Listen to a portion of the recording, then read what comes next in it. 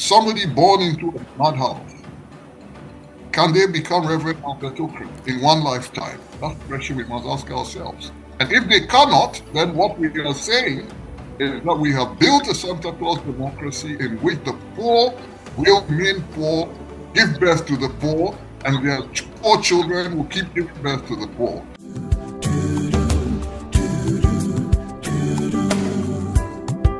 He's a turn around. Whoa, turn around. Turning point, yeah. He's a turn around. Hello and welcome to Springboard, your virtual university. My name is Albert Okran. Welcoming you to Ghana's foremost developmental program and that place where the greatest minds in the world converge. Springboard is brought to you by the Springboard Roadshow Foundation in partnership with MTN Ghana, the Enterprise Group, and the Ghana Growth Program, a collaboration between MasterCard Foundation and Springboard. Today we continue our series on Thinkathon, the power of ideas. We are celebrating 17 years of your virtual university that falls this August. And we want to explore the power of ideas, the good society, through the lenses of thinkers across our country in academia, in business, finance, industry, everywhere we can find them as we engage contemporary issues and foster intellectual leadership. My guest for today wears many hats. He is a strategic advisor and director, but he's also known largely for his questions he's asking about leadership and about our democracy. He calls it the Santa Claus Democracy. My guest, Yaw Nsarkoh. Yaw, good to see you. Thank you very much, Reverend. Thank you for having me on your show, and thank you for sustaining this great service to society for 17 years. Congratulations to all of you who have built this brand and who have brought it where it is. Thank you very much. And it's even made more special by the fact that you're joining us from thousands of kilometers away, by the power of technology. But yeah, we started this journey in August of 2008. And interestingly, our very first show was in the studios of Joy FM asking a simple question: how do we build the good society? And it was based on the writings of Russian philosopher Leo Tolstoy, who wrote, "How much land does a man need?" And 17 years later, we are asking the same question. And that's why Thinkathon is so relevant. What will be your thoughts on this journey and the relevance of the quest for a good society? Well, that is what all of life would be about. We are trying, all of us, to one, imagine and envisage the good society, but also to say, how do we get there? And therefore, this is ultra relevant as a conversation. You deserve all congratulations for sustaining it. Your starting point, Tolstoy is a profound thinker who has been ageless, died many years ago, continues to remain relevant. And if I were to assess, and I've read many of the things that Tolstoy wrote, how much land does man really need was perhaps Tolstoy at his best, in a very simple, accessible, but deeply thoughtful way, as the characteristic of Tolstoy.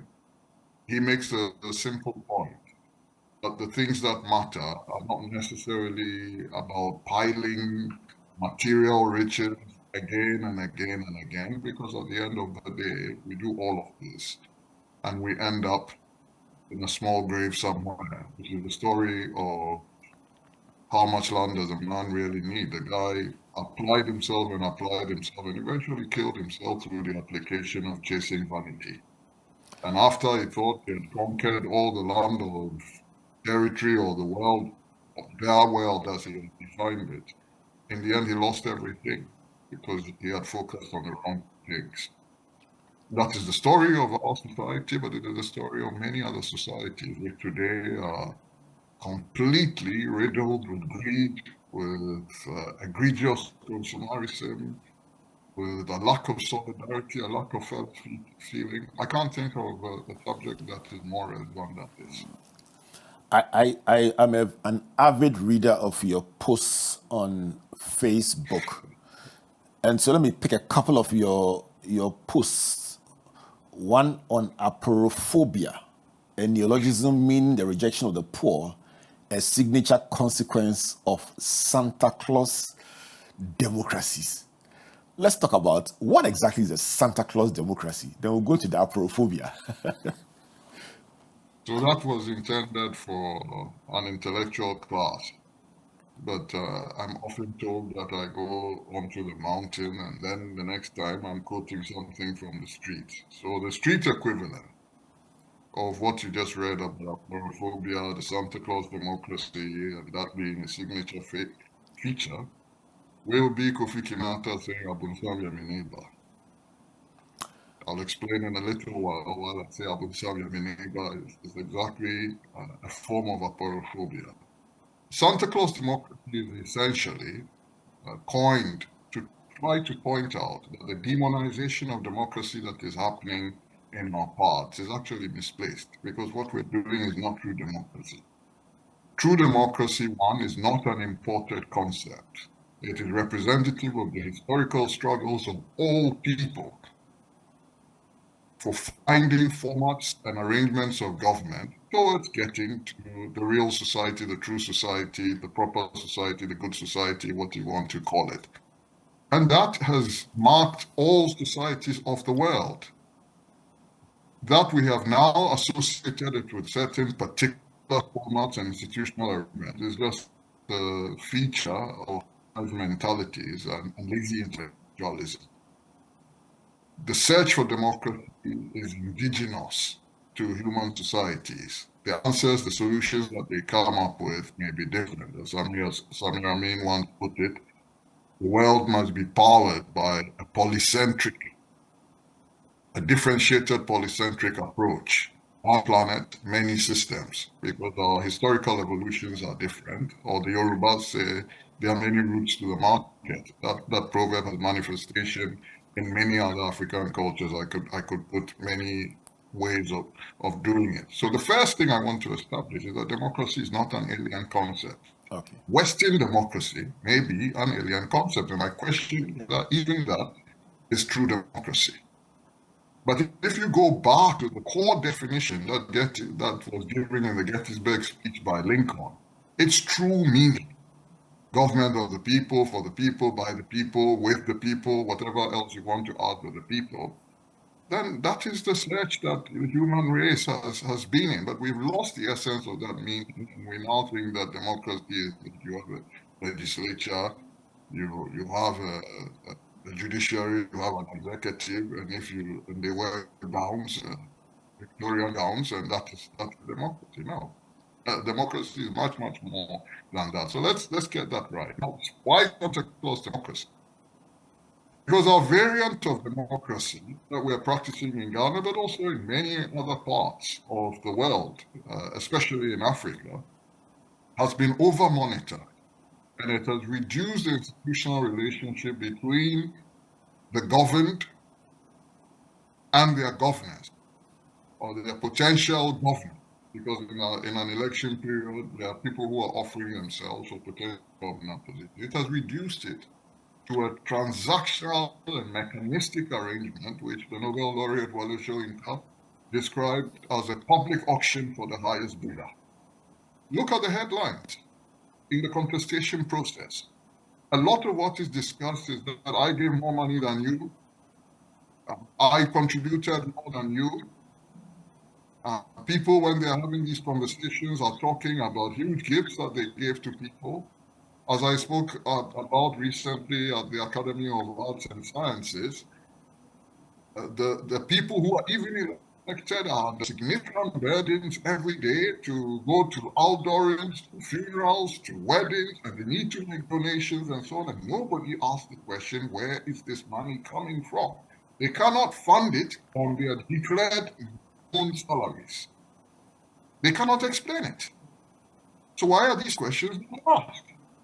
So what you have then is a very decayed environment where the fund flows through the arteries of the political institutions are dense, opaque, and decaying. And if you don't question that and bring transparency to it, as I often describe, that becomes the root of all evil. So that's where the Abu Neighbor then comes in. We then stop looking at the systemic and structural causes of the decay and ferment that we are facing, and we start to turn to each other and point fingers.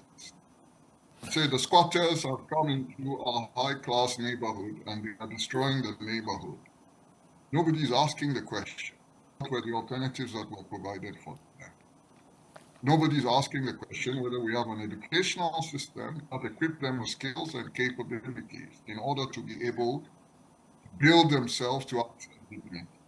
Nobody is asking the question whether we have ordered our land management system in a way that they too can access land and do productive things with it. Nobody is asking the question whether the basic infrastructure in the country allows people to be able to achieve their full potential. Nobody is asking the question whether the institutions of government are accessible to them in a real way. Nobody is asking the question whether we've built a culture of meritocracy so that we can have social mobility. I often tell the story, I'm sure that it's not different with you if I ask you, because we come from the same generation. My father was born into a madhouse in Akrokeri. His mother sold beef that were used to rub cake. But he was able to end up in your school in Infancy and go to the very top of the academic ladder after having attended some of the best universities in the world. Do we believe that today that is the general experience?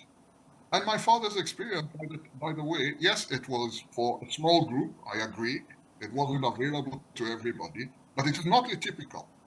I've had a chance to ask. Many families of our generation, they'll tell you the same sort of stories. Today, in your village, somebody born into a madhouse, can they become Reverend Albert Okran in one lifetime? That's the question we must ask ourselves. And if they cannot, then what we are saying is that we have built a Santa Claus democracy in which the poor will remain poor, give birth to the poor, and their poor children will keep giving birth to the poor. As Hannah Arendt and many other thinkers have put it, if you build a society in which you exclude so many, the mob destroys that which it is excluded from.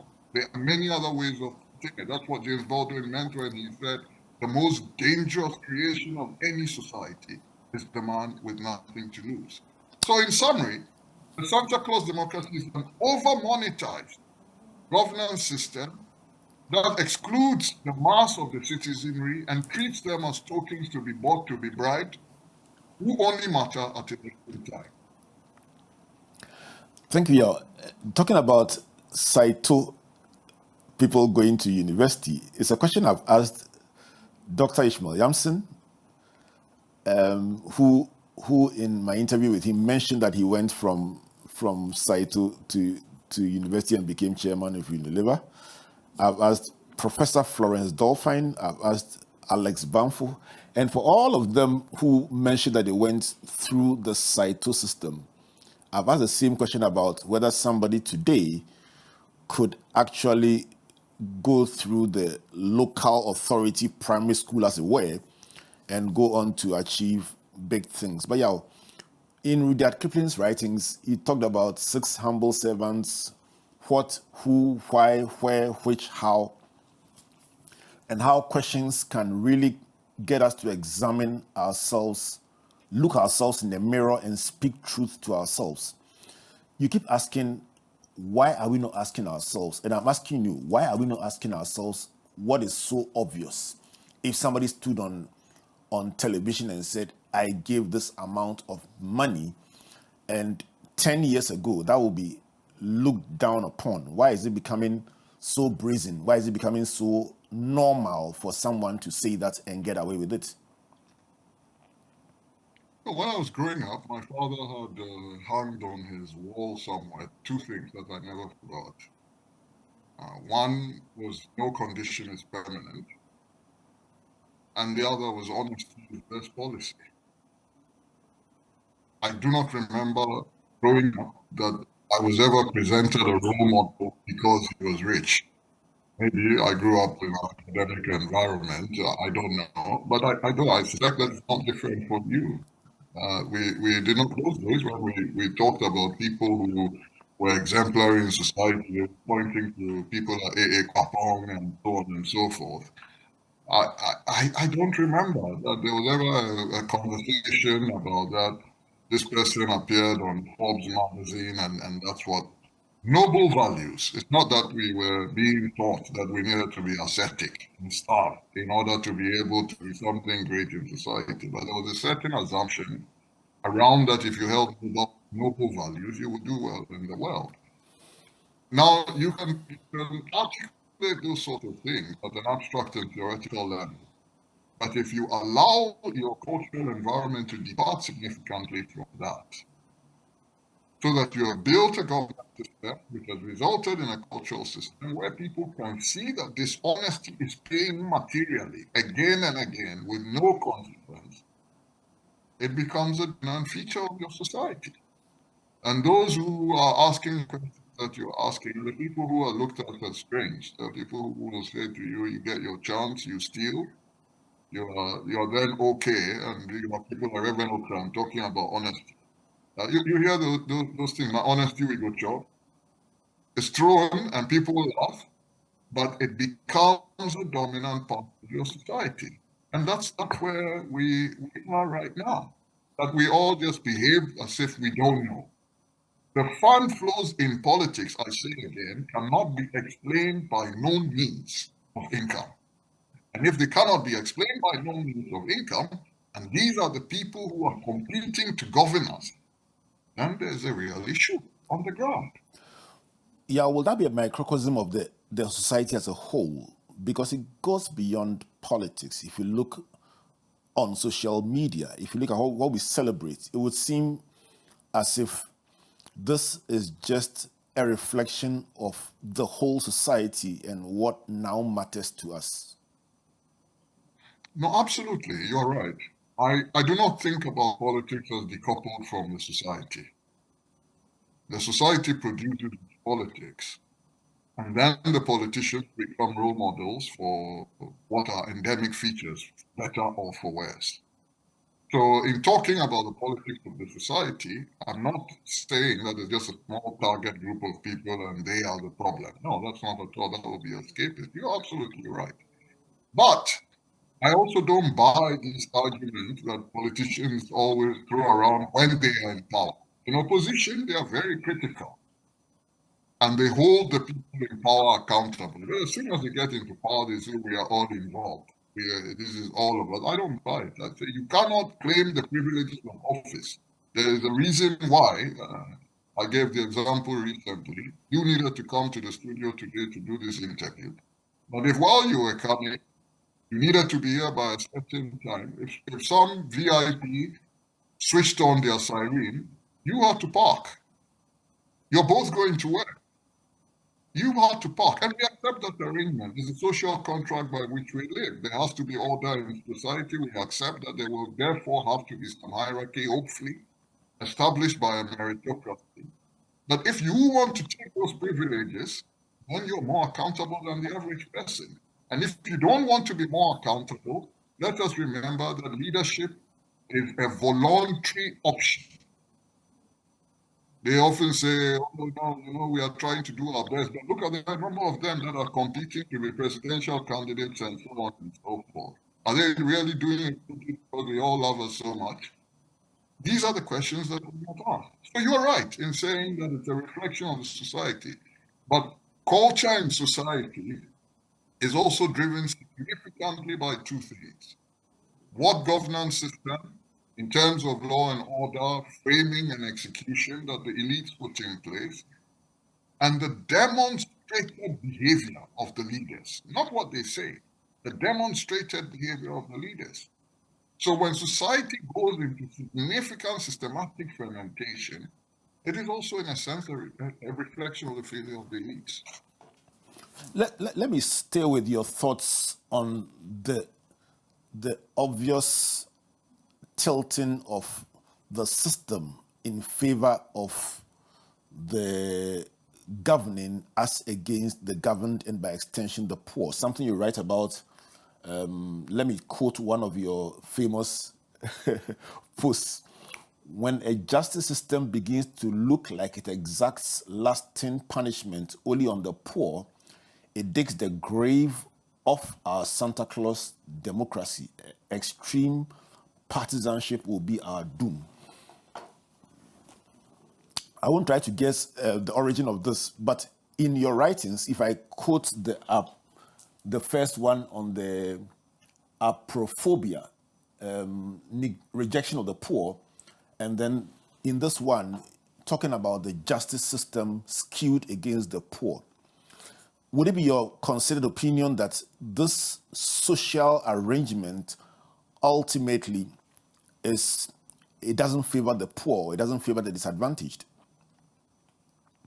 I do not know any system in the world that favors the poor.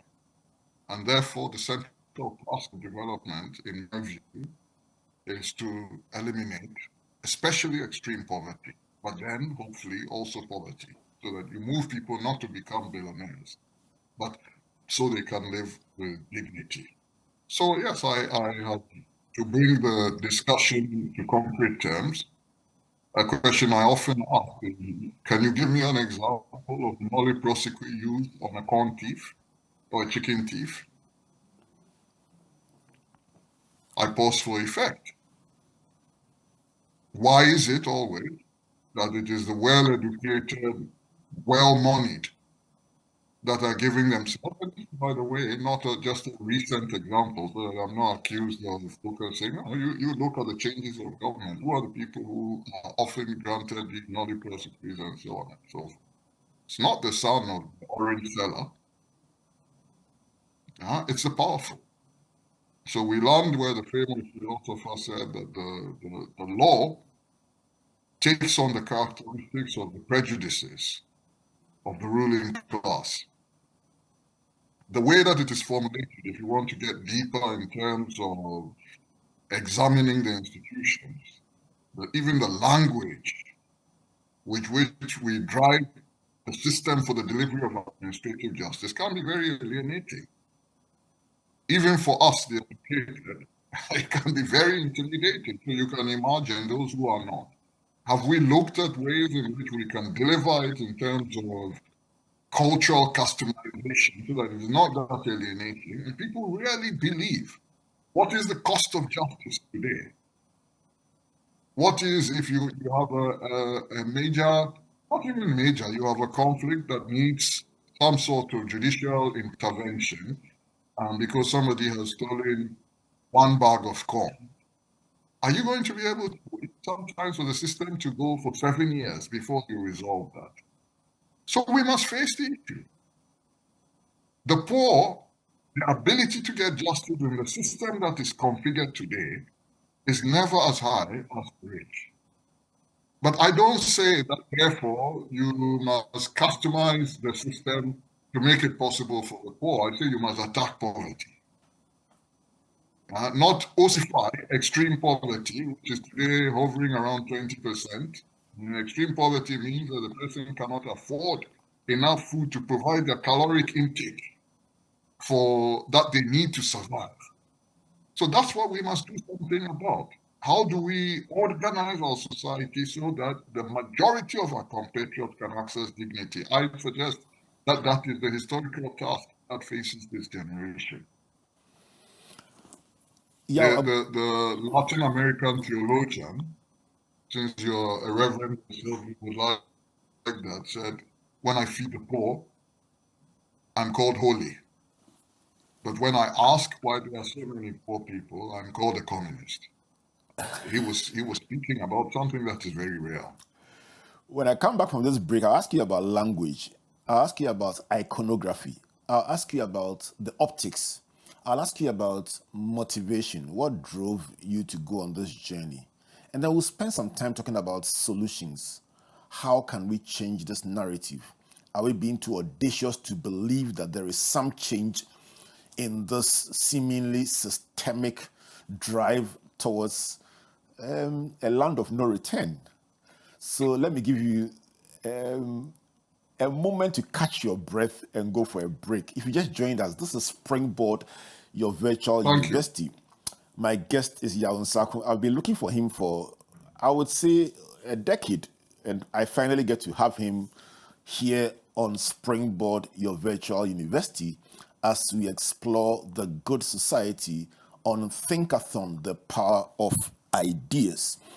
I'll go for a break, and when I come back, let's begin to drive towards the solution. Are there low-hanging fruits we can engage? And are there, if I may call them so, high-hanging fruits that may seem out of reach, but with the right approach, we could actually grasp in our quest to redirect our steps in the right direction? Please don't go away. Good business means seeing the possibilities and maximizing opportunities. Making sure you have a responsive support system backs your business goals. A partner that gives you a stable platform with reliable connectivity and seamless solutions, and better understands the tools required to take you to the next level. With so many moving parts in running a business, we do our best to provide you with some stability. The only kind of stability you can find with MTN Business Broadband, the fastest and most reliable internet provider in Ghana, making sure you stay ahead and stay connected, because we understand what makes your business tick. Sign up today on broadband.mtn.com.gh or call or WhatsApp 0244 308 111. MTN. No stress. Submit your insurance claim online in just seconds on the Claims Express portal. Simply upload your national ID, cost estimates, pictures, and more to get started. Submit online, track progress, and get paid fast. Skip the paperwork and get back on the road with ease. Visit claimexpress.enterprisegroup.net.gh for easy claims and quick payouts with absolutely no stress.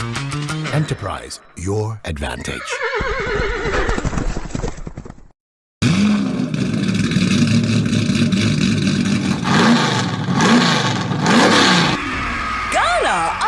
Ready? Springboard Roadshow 2025 is here, connecting young people to Agric and ATZ. Meet us in Upper East, Northeast, Northern, Upper West, Savannah, Bono East, Ahafo, Bono, Oti, Volta, Eastern, Central, Western, Western North, Ashanti, and we close with the grand finale in Greater Accra, featuring Comfort Okran. Be the light in your family. Be the light that when people look at every day, they are illuminated because they realize that there's nothing they can't do because you have dared to do it. Reverend Albert Okran. I meet people in very significant places, and they tell me, when you came to our school and said this, I took it and here I am today. And a host of many other speakers bringing practical insight, mentorship, and energy to every stop. Expect hands-on trainings, education, inspiration, and discover amazing opportunities in Agric and ATZ. Entry is free, but registration is required. Dial *718*50# to register now, or call 0308-255-775. Subscribe and follow us on all social media platforms at Springboard Channel for updates. Springboard Roadshow is brought to you by Mastercard Foundation, Springboard Roadshow Foundation and partners. Springboard Roadshow 2025, 16 regions, 500,000 youth, one amazing experience. See you on the road. Hello, good afternoon, Jala. How are you? Do you know why I called you this afternoon? I intend to onboard 500,000 young people across the country. You are the 500,000 person who has been onboarded onto the Ghana Grows program as part of being that unique person around the nation. You would get the opportunity to accompany us to 5 regions of your choice.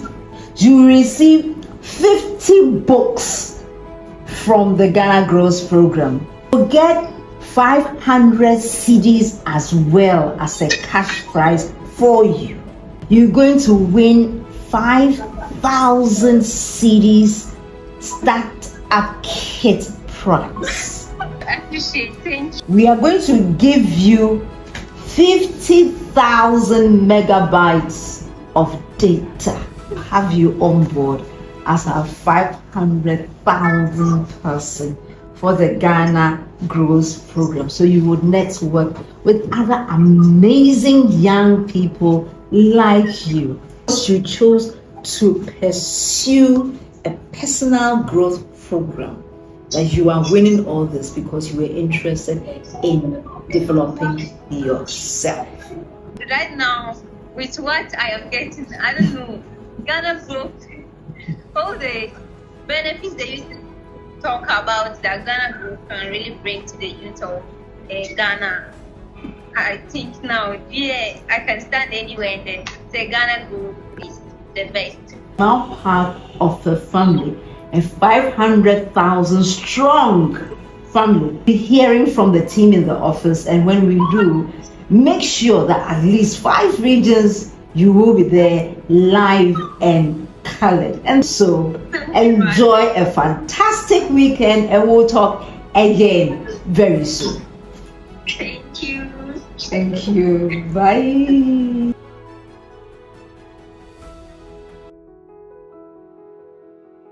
Welcome back to Springboard, your virtual university. This is brought to you by the Springboard Roadshow Foundation in partnership with MTN Ghana, the Enterprise Group, and the Ghana Grows Program, a collaboration between MasterCard Foundation and Springboard. I'll shortly be bringing you the continuation of my conversation with Yaw Nsarkoh, but let me quickly pay some props to Enterprise Group, and they're asking, what is a personal pension plan? And they say you can enhance your retirement benefits with a personal pension plan that offers the opportunity to grow your retirement income, ensuring a comfortable retirement lifestyle. This is brought to you by the Enterprise Group, and the number to call 030-263-4777. Email info@myenterprisegroup.io. Enterprise, your advantage. If you are a young person considering your options in the area of agriculture, agribusiness, and ATVET, just note the number 030-8255-775. That's the Ghana Grows call center or customer service line. You can call or WhatsApp that number to get support and direction about opportunities in these selected sectors. If you also would like to follow this conversation and others like this, just subscribe to the Springboard channel on YouTube, and you can get past editions as well as notifications when we go live. Our business for the day is Escasa. That is a fashion brand in both formal and casual wear, made from authentic kente fabric. Contact them on 0208905233 and patronize Made in Ghana goods. Well, my guest for today on Thinkathon, Yaw Nsarkoh, a director, advisor, and part-time academic. Yaw is a man asking loads of questions, and we are exploring some of the answers today in our quest to find the good society. Yaw, thanks for making time. Let me ask how you started out on this journey. Have you always been like that, asking questions when you were younger? I would say yes, I think so. Fortunately, I had parents who encouraged us to ask questions. I often, now when I look back at it, I find it quite interesting. My father was at the top of his academic profession, but if by some chance, sometimes he would ask me why I was interested in those things, but sometimes he would deliver a lecture somewhere, or he would be talking, or some of the things that he had written, I'd go and read them. And we would sometimes debate him. And he never said, I am a professor in the field. Why are you challenging me? So I grew up hearing that. My mother was no different. We would have discussions about everything, not disrespectful, but we were encouraged to be curious. Yeah. And I grew up at the time, the Legon community in which I grew up. Now, when I reflect on it, I see that we were really fortunate. But at the time, it was fairly normal. I would run into super scholars, like Professor Ebenezer Lane, a botanist of world-class pedigree. But he would never show off. When he would say something, even about his field, that us nosy and noisy youngsters who had no clue what we were talking about started to challenge him. You'd have the patience. And I can mention several from that generation who were the same. Reverend Nsarkoh, we used to play football behind his house. And sometimes we thought we understood his field in linguistics and theology better than he did. Between where we played football, between Professor Nsarkoh's house and Professor Yaw Nsarkoh, who was again an expert in political science and mass communication. They had produced this opinionated bunch of little children, and they had the patience to sit with us and to debate things. I remember conversations in the same way with so many that I could mention. So for me, that's the society I grew up in. What I'm now not used to is that you say anything, someone is contempt of this, contempt of that, contempt of what, I don't know. Now we're even heading to the contempt of prophecies. Did you engage Professor Jechi? Very well. In those days, he was one of the younger academics. That's the way that we saw him. Because Professor Kwapong and the others came before him in terms of age. But yes, I knew Professor Kwame Jechi was very highly respected scholar. I knew him. His daughters will laugh when I say this, but they will say they expected that I would say. One of my signal memories of Professor Kwame Jechi was coming to our primary school to pick his daughters up. And they were girl guides, so I remember them with their uniform and ribbons in their head. They are now big women and big academics. When I say this, they go, you were out of your mind. I knew very well, not only as a person, but I have then since also studied his work. It's not celebrated enough in our country because we don't understand. There is a certain extent to which when universalist philosophers attacked African philosophy as not having a place. To some extent, the burden of fighting for a place of African philosophy and regenerating that the place of proverbs, he called them fragments, would compete with the best philosophy in the world. It fell on Kwame Jechi. The scholarship of that individual, the extent to which he alone placed Africa on the map of the best thinkers of the world. But this is our society. Today, I suspect so many people, when you say Professor Kwame Jechi, they don't even know who you're talking about. But he wrote a lot. Why are his books not being taught? Why is the media not discussing? You are asking, fantastic, I should celebrate you, but why are these things not discussed? Let me quote Dr. Nkrumah on 24th of December 1957 in his broadcast. He says, "We shall measure our progress by the improvement in the health of our people, by the number of children in school, by the quality of their education, by the availability of water and electricity in our towns and villages, and by the happiness with which our people take being able to manage their own affairs. The welfare of our people is our chief pride, and it's by this that my government will ask to be judged." Would you say that this ethos, this outlook is still at the center of our thinking? And if not, how do we get back to measuring ourselves by the basic opportunities that we offer to the people that are governed? No, it is not still on the center. Since Kwame Nkrumah, the neoliberal mania has completely consumed our development business. And we believe that the ideas of Milton Friedman are uncontested and unchallengeable. As I've been pointing out to people these days, even Francis Fukuyama. these days calls himself a social democrat, and says the things that you just quoted from Kwame Nkrumah. Now, whether Nkrumah himself delivered it or not, I don't want to get into that, but conceptually, he was right in talking about it. Just sample the media, because I like to do things empirically. Sample the media. Our development discussions these days ask, as I asked recently, what is the average height delta of the adult male or adult female in Ghana over the last 30 years? Nobody can tell you. The media is not even interested. The conversation is always these days about fiscal consolidation. We have done this, we've done that, we've developed a language that we think is a proxy for development. That focuses on spreadsheets, not on human outcomes and tangible benefits to society. So when I hear people talk this, I say, do we understand that these are just intermediate metrics?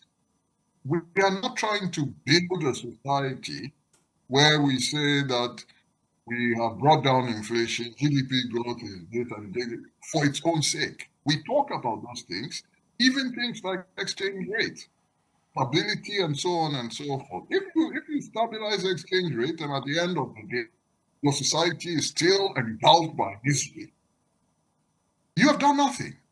If you say that you brought down inflation and people have no food to eat, so what you're trying to do is improve livelihoods. And yes, in that conversation, sometimes these metrics will feature, but not as a destination. The destination is the thing that Nkrumah was talking about. Are there more schools? Do people have good food to eat? Have we created a cultural environment where people can think? A cultural environment where people can think also has fiscal manifestations. A green society. Our society is drowning in uncollected garbage. Is this a society in which we can imagine a future? Those are the things that are really the outcomes of development. That's what you need to talk about. How do we build institutional arrangements so that the fatalities on the roads, they go down? But where is this conversation happening? Let's tune to a random number of media houses today. Some of the media guys are not happy when I say this. The conversation will be about that we have done this to good, and we have done this to that, and we have done this. An esoteric conversation with no anchored outcomes about what we are going to do. And we created this esoteric language. I was asking somebody yesterday, I said, what is this private sector-led growth? We talked about it. What does it mean? When the private sector itself is asking somebody to do things for it so that it can grow, you say that it is leading the growth. What does it mean? Yeah, let's go on to academia. How can academic institutions, academics, contribute to redirecting thought to the right places? If you would allow me, I would broaden that to say the intellectual community, not just academic community. That's fine with me. I think very fine. I think we'll be scapegoating the academics. That way, then we can just bring in the media, everybody. Yes. The professionals also have a role, and by professionals, I add everybody who has an education. Number one is the recognition that you and I, who benefited from public education, people don't remember that they did. But in our generation, most of us went to one of the 3 universities that was available in Ghana. They were all public universities. We sustained the taxpayers' money. That taxpayer includes millions of workers and peasants who themselves did not have the opportunities that we had. Their back-breaking exertion, sometimes to a fatal extent, is what enabled you and I to become who we are today. So we have a moral responsibility, a moral obligation, a moral mandate to ensure that we deploy that to improve their livelihood. That's the first thing. But the intellectual's role, apart from the narrow vocational application of the capabilities that they have picked, should be to examine society and to think and to come up with ideas that improve it. To be able to do that, Chomsky said, the intellectual must follow the path of integrity wherever it leads. That was an elegant way of saying you have to respect facts and science, and that takes courage. Sometimes you must hold the mirror up. Sometimes you must say that the dogma that is being thrown is not evidence when you look at the facts. So we seek truth through fact, and the people who must build that culture the most are the intellectuals. So that, as I like to say, knowledge. That's what the Chinese under Deng Xiaoping, when they were championing the reform, he said knowledge is the primary productive force. A society that does not respect a culture of learning will perish. Because it is through learning that you move the frontiers of culture. We embrace so many things today that we call culture, which we should punish. They are not progressive in our societies. But if you are not examining these things, and if you don't have the courage to stand up and say, look, these things may have served some role, positive role in society 300 years ago, but in 2025 we don't need to have them, then you're going to have a problem. But when you talk about all these things, you say it's taboo. You have somebody, I'd like to give concrete examples. A guy comes up, he builds a school, he wants to provide protein sources for his students so that they can learn. And then somebody wakes up one morning and says the deity in the town does not like good. You pass it down. And I personally spoke to the guy. His parliamentarian had been there, the district assembly, people from the Ministry of Agric at the time, but they were not able to overturn it. So the school is closed down. The media is no longer talking about what happened to the guy. People who were going to school, this guy was working in Silicon Valley and returned to Ghana to live in the rural area to build a school so that people could be educated. We frustrated him because we say some deity doesn't like people. I don't even know the name of the deity. How can we embrace such things and say that this is our culture in 2025? And when you say this, some people say you're being intellectually snobbish. No. We need to move forward as a society. So that is the role of the intellectual. They must think, they must imagine the future. And not only in narrow parochial terms, where it becomes an incestuous environment, where learning is that they are quoting each other. No, they have deep connections and roots to their society, all elements of the society, including the rural areas. If you go back, I'm not mentioning something that has not existed in Ghana before. Read the research of that generation, J.H. Nketia, A.A. Kwapong, Gilbert Ansre, C.G. Baita, and so on and so forth. Kwesi Ampene. I'm trying to remember some of the things that I read. Kwesi Dixon. Go, because they are published. Edubuanyi. Go to those, you will see that a lot of the time they were sitting with members of their society in deprived areas, in the villages, and distilling things. Now, I've mentioned a very old generation, but if you read the recently published book by Kwesi Anka, which I think he published it in 2023 or last year in 2024. He was much younger. I still, today, when you say that you remember a younger Kwesi Anka, people smile and laugh. But I remember Kwesi Anka, who was seen at the time as one of the younger lecturers.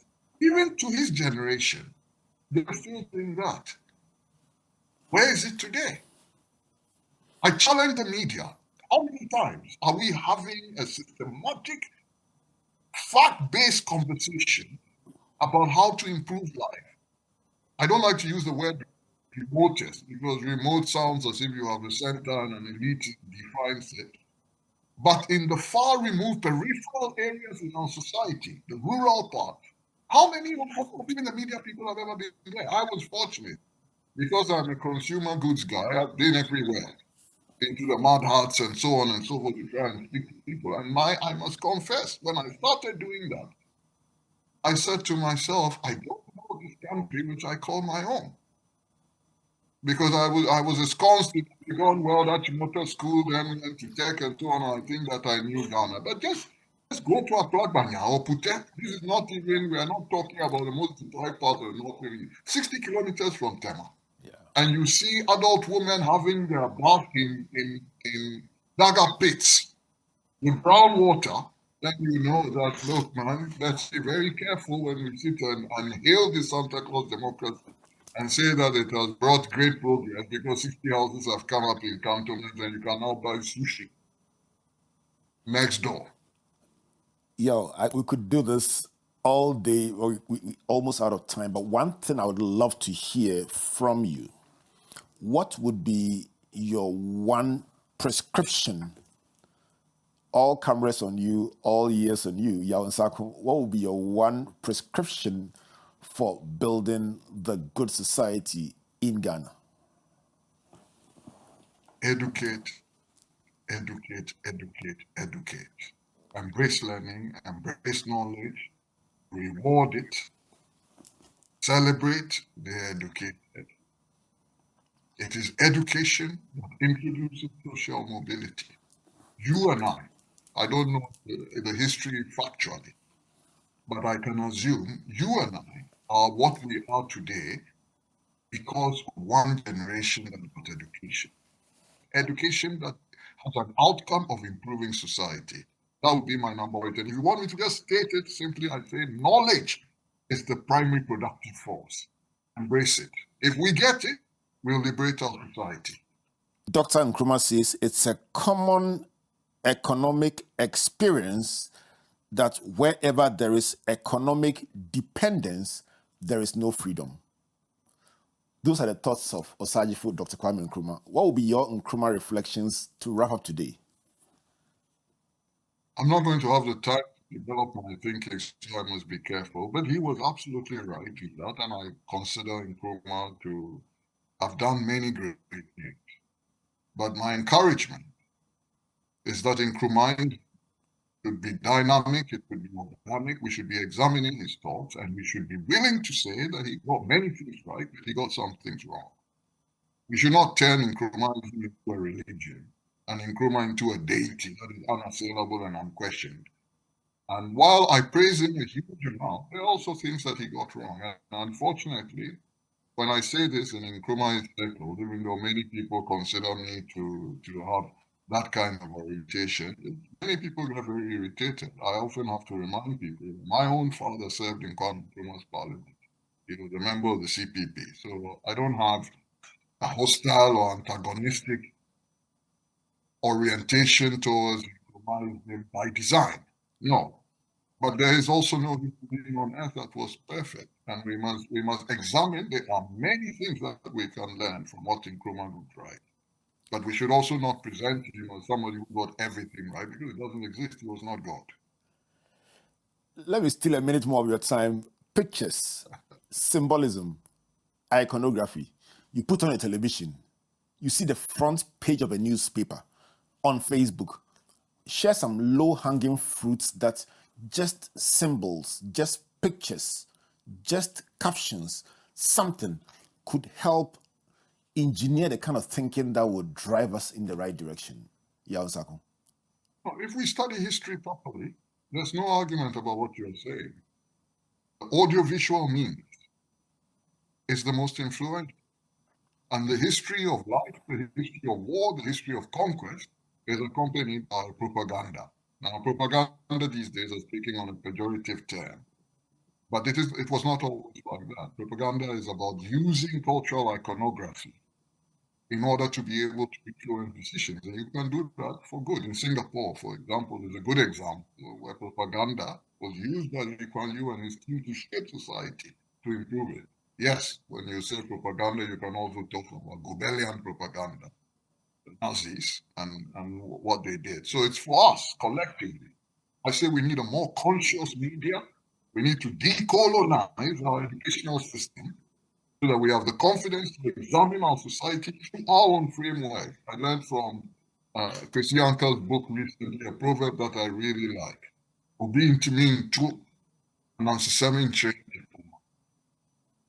We must tell our story, but we must be willing to embrace the entire world of learning, because while we are Ghanaians, we are also Africans and we are global citizens. And nothing in this world that has been produced by human beings is not ours too. So we must drink from the ocean, but understand that when we send the children to fetch water to come home, it will usually be from the wells. So our ability to be able to manage the pixel and manage the big picture. That's what will help us to succeed. On a lighter note, is your background in engineering? Yes, I studied chemical engineering, and I'm a proud engineer. So my colleagues in the Ghana Institute of Engineering will not spare me if I don't associate fully. Well, at least I give you a chance to do that.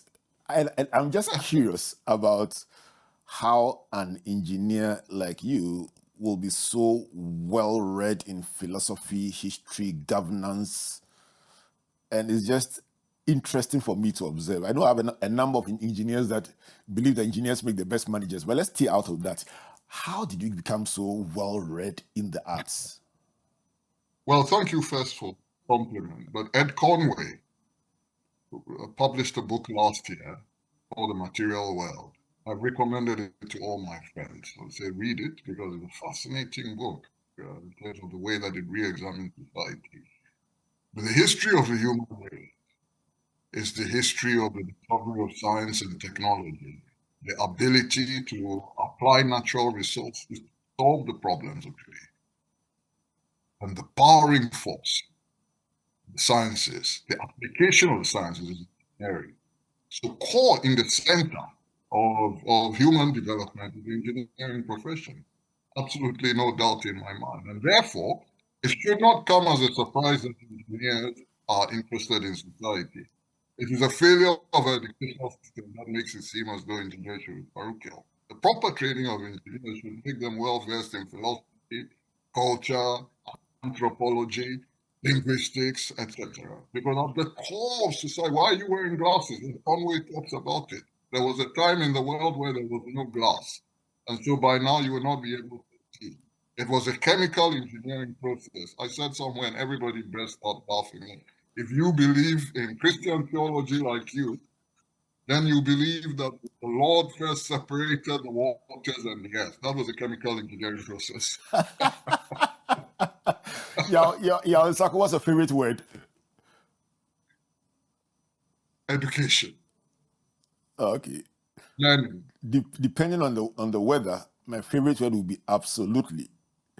Thank you so much for the time joining us all the way from the UK. Yaw Nsarkoh, a thinker, a man with many questions, a consultant, my good brother, helping us to appreciate what it will take to build the good society from his perspective. And I believe that many of the lessons he shared are extremely points of reflection as we navigate our way forward in this country, in this continent, and the world at large. My name is Albert Okran, thanking you on behalf of the Springboard Ratio Foundation and also for our partners, MTN Ghana, the Enterprise Group, and the Ghana Growth Program, a collaboration between MasterCard Foundation and Springboard. Just find the Albert Okran podcast and you will find editions from 17 years ago, 16 years ago, and 15 years ago, and reflect on questions that were asked then that are staring at us right in the face today, some of which, if we had answered well, would have made us far better than we are today. Let me thank our media partners, Joy FM, Joy News TV, and the Graphic Communications Group. My name is Albert saying God bless you, and God bless you.